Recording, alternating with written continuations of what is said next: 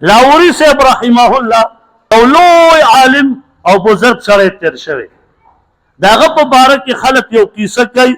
او ګورې دا یاد وساتي منبر کې ناست یم دا سوچه دروغ دي اول مې دله وویل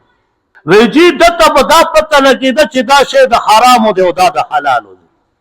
وی یو ځل چا امبروت واخیسته 1 کیلو وی ایګاډي والا نه یې 2 پټ کړه وی لاهوري صاحب ته یې راوړه رحمه الله وی هغه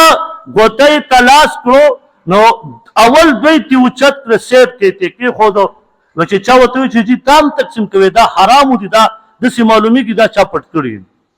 نو پیمان یې ووایه اول د ګاډي نه دې پټول څنګه خو ته 2 کسان وای اوس کیلو دې ترې واخیسته نو په کیلو کې دې 2 څنګه پټ دا خلکو ایمان راوړی بس خلک یې مني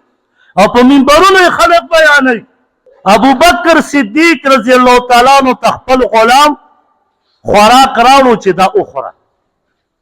ابوبکر صدیق رضی الله تعالی عنه چې وخوړه نو دغه خپل غلام ورته وایي چې جي تاسو یې ما نه تپوس ونه کړ که نه چې دا شی ما ته کوم ځای نه راوړی وی کوم ځای نه دې راوړی وی ما له منتر نه راتلو خو د کفر په حالت کې ما په یو سړي باندې منتر کړی د کفر هغه الفاظ مې ویلي وو بېدم کړی مې او بس هغه تقریبا 15 کاله بعد را سمیلو شو الله ښه کړی و اوس ما ایمان هم راوړی نو هغه ما له په بدل کې دا یو څو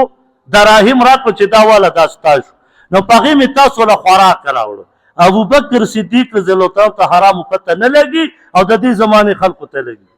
ابوبکر صدیق رضی الله تعالی عنه ګوته مبارکه خولې ته دننه کړه ولټه یې کړه چې هسې یې خوړلي واپس یې راوغورځول نبي علیه السلام به چې کور ته راغی او کور ته به راننوته نو تپوس به یې کو چې دا خوراک چا راوړی دی د کوم ځای نه راغلی دی نو چې چا به ورته ویل چې د الله پیغمبره دا صدقه ده نو نبی علیه السلام به نه خوړه نبی علیه السلام ته پته نه لګېده چې دا خوراک د صدقې دی او که د تحفې دی او د دې زمانې خلکو ته پته لګي اصل کې چې دا رد کوې که نه دا زړه غواړي او چې رد دې ونه که ګوره ما خو درته وویل لاهوري صاحب لوی سړی تېر شوی خو خلکو ورپسې دروغ کیسې جوړې کړي